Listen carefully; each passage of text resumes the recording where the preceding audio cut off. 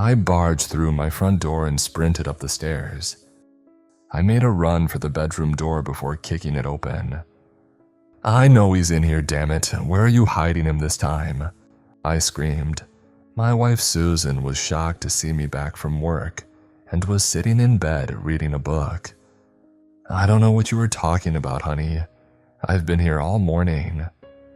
I could tell from the red glow on my wife's cheeks and the beads of sweat rolling down her forehead she was doing more than reading a book.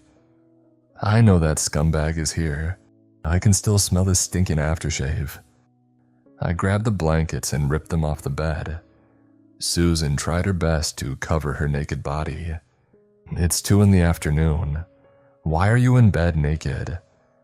Susan looked like a rabbit caught in a headlight. She stuttered as her brain tried to make up a plausible answer. I began tearing the room apart when suddenly I heard the sound of labored breathing coming from the closet. I felt a rage of red mist descend upon me before whipping open the closet doors.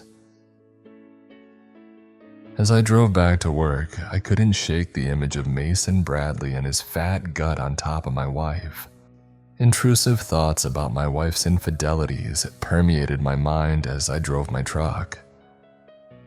At 37, my life wasn't where I expected it to be. My dreams of running my own company were as broken as the beat-up pickup truck I used to drive to work. My truck rumbled up to the gates of the steel mill. The security guard at the gate barely acknowledged my existence as the truck roared past him. As I turned into the car park, I noticed my boss, Big Ed, waiting for me. As I got out of my truck, Big Ed came scurrying over. For a man who ran $1 million company, he always looked as if he was out panhandling for his next meal.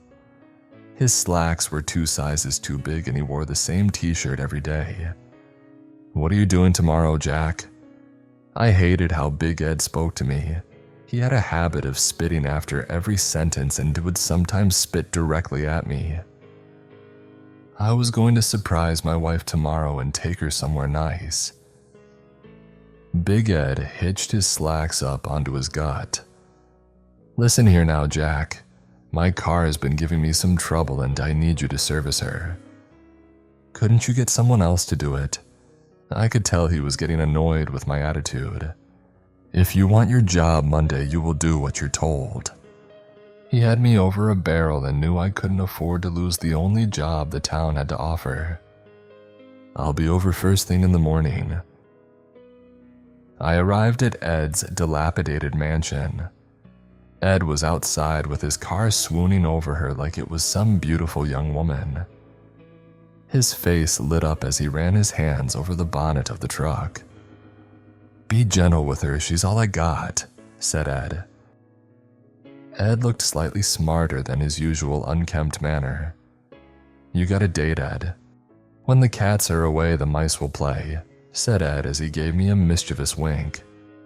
Ed pulled a red handkerchief from his back pocket and wiped the sweat from his forehead. "I see one scratch on her and I will snap your neck." I was weary from a long day babysitting Ed's car. All I wanted to do was throw my feet up and have a nice cold beer. I stepped in my front door and was suddenly hit by a familiar smell. It smelled like Big Ed's nasty cologne, but I was too tired to take much notice. My body ached as I grabbed a beer from the kitchen before collapsing onto my chair. As I sat there sipping beer and reevaluating my life's predicaments, I noticed something sticking from the armrest of my couch. I walked over and picked up the red piece of cloth. The same red piece of cloth Big Ed used to wipe the beady sweat from his grubby forehead. I unfolded the cloth and to my dismay there was Ed's name embroidered in the hanky. I was heartbroken and furious. I knew what it meant and all I wanted to do was tear the house down with my bare hands. But I knew better than to let my anger get the best of me. My eyes welled up as I sped down the country road. I turned the radio up full blast to drown out my intrusive thoughts. I was too embroiled in a battle with my conciseness to notice the dark figure walking in the middle of the road. By the time I noticed, it was too late. I slammed on the brakes and covered my eyes before the car came to a halt. To my relief, I couldn't find any signs of someone injured. I convinced myself stress was making me go crazy. As I tried jumping back in my truck, I heard someone approaching from behind. "Having trouble, buddy." I felt a cold chill up my spine. Something was telling me to run, but my legs had turned to jelly from fear. A dark figure stepped out from the shadows of the looming trees overhead. "I thought I had hit someone with my truck," I nervously explained. I couldn't make out who I was talking to. All I could see was an outline of a tall, dark figure. "I hear you're having trouble with your wife." "Do I know you?" I nervously asked. Suddenly, the dark figure came into focus, revealing an old man. He took something from his pocket before handing it to me.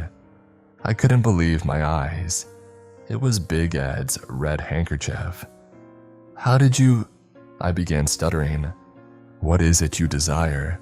asked the old man. Suddenly, a strange feeling swept over me. A feeling of intense euphoria crept up from my toes, flooding my brain. I wished every man who sleeps with my wife would get sick and die a slow, painful death.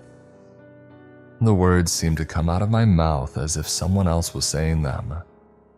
Suddenly, everything began to spin, and before I knew it, I was back in my truck.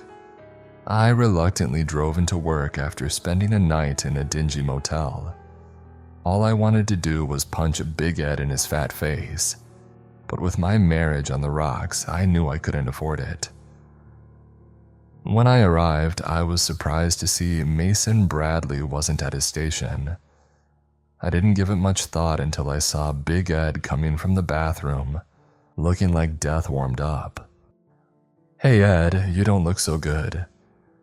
Ed stood there looking pale as a ghost, trying to keep the contents of his stomach from ejecting from his mouth. "I think it was something I ate," he explained as I took a step back from him. "Has this anything to do with Bradley being out?" I asked.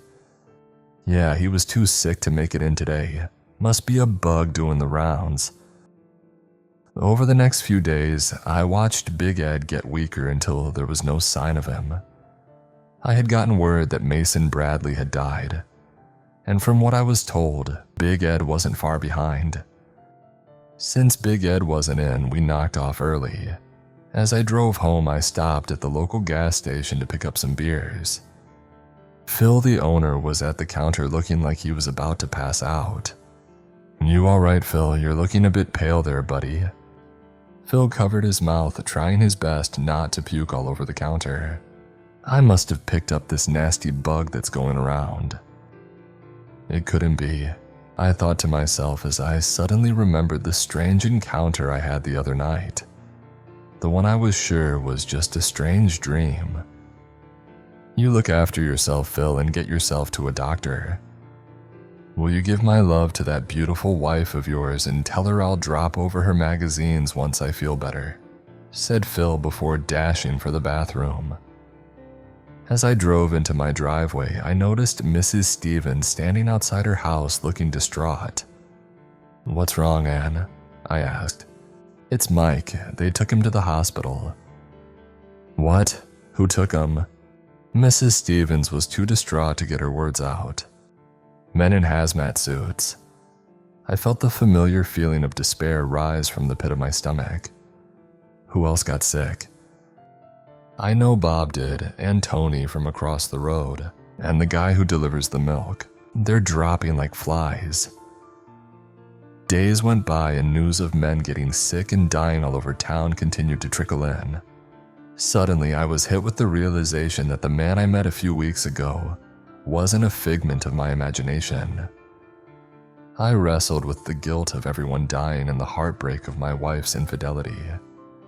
I didn't want people dying, and if this was my fault, I needed to fix it. I got in my truck and began driving the same road as before. I was overwhelmed with the thoughts of people dying and the guilt and grief it brought with it. As I drove, I suddenly spotted the old man sitting by the roadside. I slammed on the brakes and jumped from my truck. I ran to the old man before dropping to my knees. "Please, I beg you. Whatever you have done, you need to take it back." The old man gave me a confused look. "But it was what you desired. Why would you want to take it back?" I was upset, but I didn't want people to die. "Please, it's not what I desire," I cried. The old man put his hand on my shoulder. "What is it you truly desire?" "All I want is my wife to love me and only me," I begged. Suddenly, I was overcome with that same feeling of euphoria. My world began to spin before I was suddenly back in my truck and the old man was nowhere to be seen. As I walked in my front door, Susan was standing there waiting for me. She had a look on her face I had never seen before. She ran and threw her arms around me before kissing me passionately. "I love you so much, Jack. Can you please forgive me?" "Of course I forgive you, I always do." My wife's face lit up, and for the first time, I could feel a genuine sense of love from her, a feeling I always desired. "From now on, you're the only man I want and need," she said as she led me upstairs to the bedroom. That night we made passionate love as if we were the only two people that existed in the world. After we finished, we spent the rest of the night cuddling and planning for a better future together. The following morning, I woke with a splitting headache. As the days followed, I was stuck to the toilet puking my guts up. As I got weaker, the terrifying realization of the first wish hit me like a ton of bricks. I write this as I'm in the final throes of death as a warning to others.